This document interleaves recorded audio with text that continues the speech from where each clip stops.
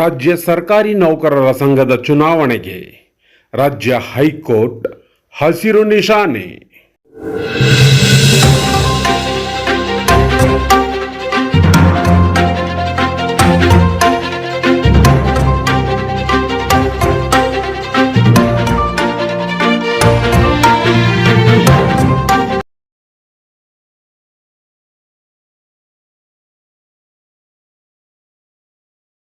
ರಾಜ್ಯ ಸರ್ಕಾರಿ ನೌಕರರ ಸಂಘದ ಚುನಾವಣೆಗೆ ಬೆಂಗಳೂರು ನಗರ ಸಿಟಿ ಸಿವಿಲ್ ನ್ಯಾಯಾಲಯ ನೀಡಿದ್ದ ಮಧ್ಯಂತರ ಆದೇಶವನ್ನು ರಾಜ್ಯ ಹೈಕೋರ್ಟ್ ತೆರವುಗೊಳಿಸಿದೆ.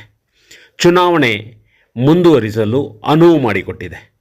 ಕರ್ನಾಟಕ ರಾಜ್ಯ ಸರ್ಕಾರಿ ನೌಕರರ ಸಂಘದ ಅಧ್ಯಕ್ಷ CS ಷಡಾಕ್ಷರಿ ಸಲ್ಲಿಸಿದ ಅರ್ಜಿ ಪರಿಶೀಲಿಸಿದ ನ್ಯಾಯಮೂರ್ತಿ CM ಪುಣುಚ್ಚ ಅವರಿದ್ದ ರಜಾಕಾಲದ ಏಕಸದಸ್ಯ ಪೀಠ ಈ ಆದೇಶ ನೀಡಿದೆ. ವಾದ ಪ್ರತಿವಾದ ಆಲಿಸಿದ ಬಳಿಕ ಅಧೀನ ನ್ಯಾಯಾಲಯ ಸೆಪ್ಟೆಂಬರ್ 30ರಂದು ಚುನಾವಣಾ ಪ್ರಕ್ರಿಯೆಗೆ ನೀಡಿದ ಮಧ್ಯಂತರ ತಡೆ ತೆರವುಗೊಳಿಸಲಾಗುವುದು ಮತ್ತು ಚುನಾವಣಾ ಪ್ರಕ್ರಿಯೆ ಎಲ್ಲಿ ಸ್ಥಗಿತಗೊಂಡಿತ್ತೋ ಅಲ್ಲಿಂದ ಮುಂದುವರಿಸಬಹುದು ಎಂದು ಹೇಳಿದೆ. ಅರ್ಜಿದಾರರ ಪರ ವಕೀಲರು ನಿವೃತ್ತ ಉಪಕಾರ್ಯದರ್ಶಿಯನ್ನು ಚುನಾವಣಾಧಿಕಾರಿಯನ್ನಾಗಿ ನೇಮಕ ಮಾಡಲಾಗಿದೆ. ಅದು ಬೈಲಾಕ್ಕೆ ವಿರುದ್ಧವಾಗಿದೆ ಎಂಬ ಏಕೈಕ ಕಾರಣಕ್ಕೆ ವಿಚಾರಣಾ ನ್ಯಾಯಾಲಯ ಚುನಾವಣೆಗೆ ತಡೆ ನೀಡಿದೆ.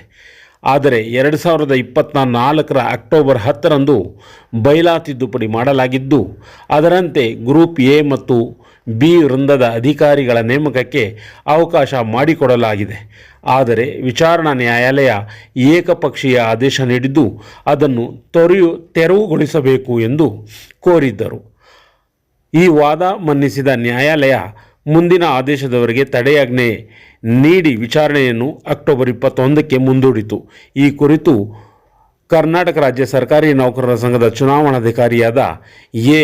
ಹನುಮ ನರಸಯ್ಯ ಪ್ರಕಟಣೆ ಮೂಲಕ ವಿವರ ನೀಡಿದ್ದಾರೆ.